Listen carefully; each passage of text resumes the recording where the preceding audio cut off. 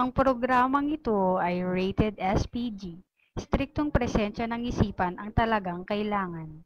Dahil ito ay naglalaman ng talento, leksyon, kabaliwan, saya, halakhak at drama na angkop sa lahat ng manonood.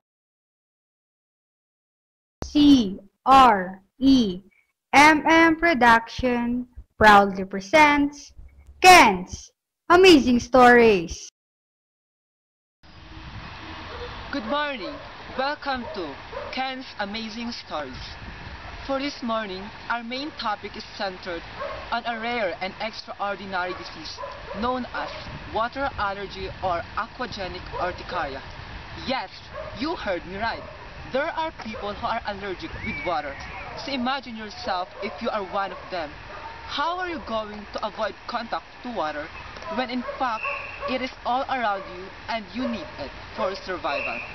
Later, we will welcome our guest to share her experience to us when we come back here on Ken's Amazing Stories. Sige na.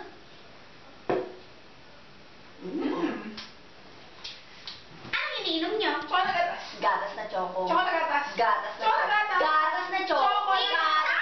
Ano ba talaga? Choco na gatas. Gatas na choco. Tingnan mo kaya. Ew. Ayaw ko yan. Dalawa yan na eh. Alam mo niyo ba? Meron pa.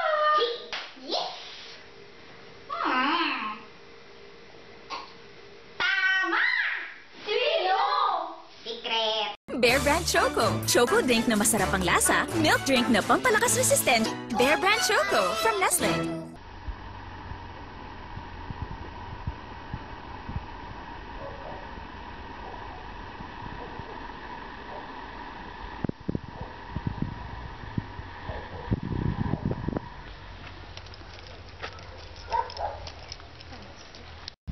I'm Katie Del and I'm here to share about my story of having the disease aquagenic urticaria. I was a dance instructor since I finished my studies in college. I really love to dance and it's my passion, but after my session there's a red spots that appears on my skin and it lasts 15 minutes to 2 hours. And these rashes prevents me or stops me in doing everything.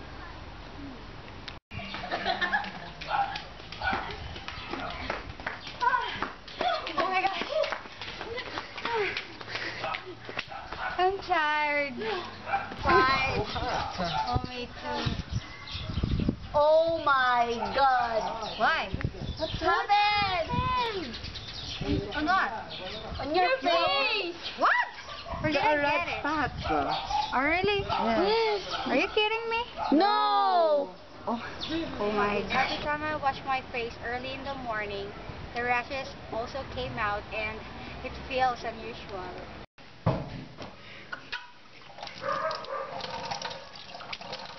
Maganda.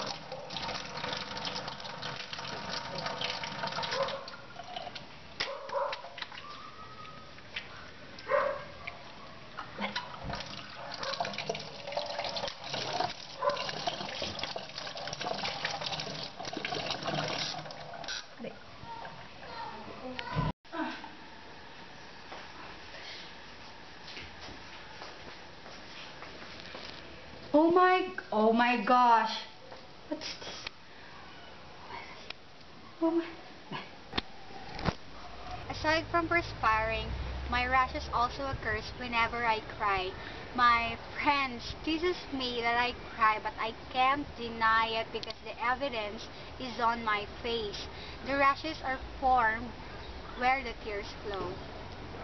Ken's Amazing Stories. Anong gagawin mo para makakain ng Lucky Me Pancit Canton? I'll be a summa cum laude! Hindi na po ako magiging pasaway. Magpe-pray ako kay Lord. Sasabihin ko po kay Mami, ang ganda-ganda mo. Ililigpit ko po ang mga toys ko at ang sarili ko po. Liligo na po ako araw-araw. Lucky Me, Pancit Canton, Calamansi, favorite na mga kids. Lucky Me. And for Mommy and Daddy, Lucky Me, Chili Mansi naman. Ken's Amazing Stories. Welcome back. Now, let's have an idea of what does aquagenic urticaria really means and how does it develop.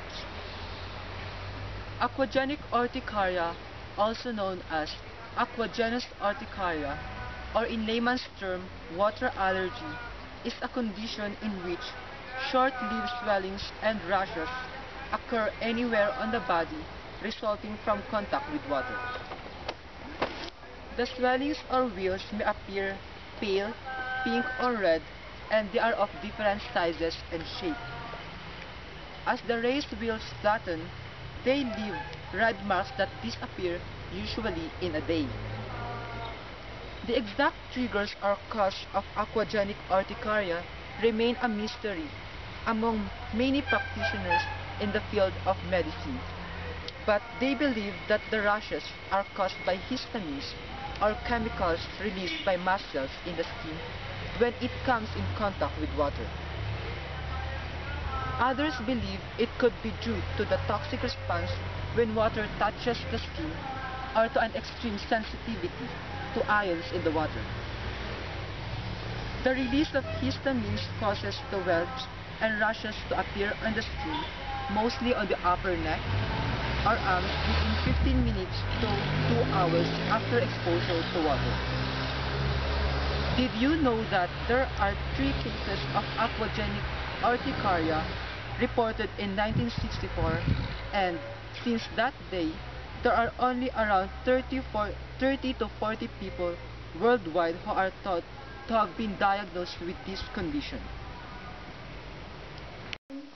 Good morning. We are here to present an experiment to test whether you have a water allergy or not.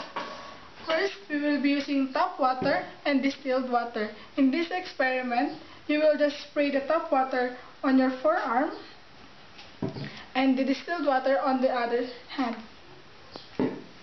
And after a few minutes, occurrence of red spots will indicate that you have water allergy. After a few minutes, we can observe from the patient's skin sprayed by the tap water red spots.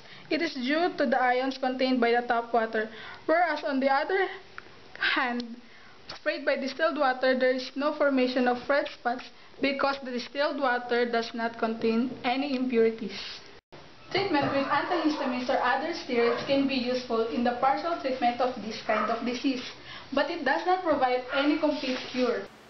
Ultraviolet therapy alone or in combination with other steroids can also be useful in treating this kind of disease. Okay, that's all for this episode, and I hope that you have understood and learned something.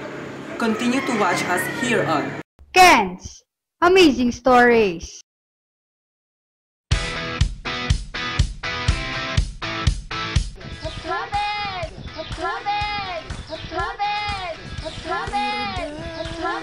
I love to dance, and it's my passion, and it's my passion, and it's my passion, and it's my passion.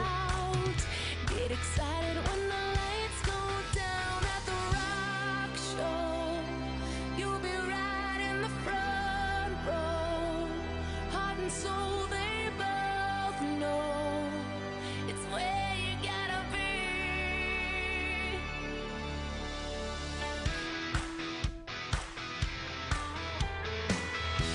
Little girl, there you are. All the lighters looking just like stars. Sing along, feel the sound. Take a ride on the hands of the crowd. And here it comes, the moment when you know you'll never be the same again. Power cut, you see the light. You found your place in the world tonight at the rock. Hulaan mo to! Ano to? Hulaan mo nga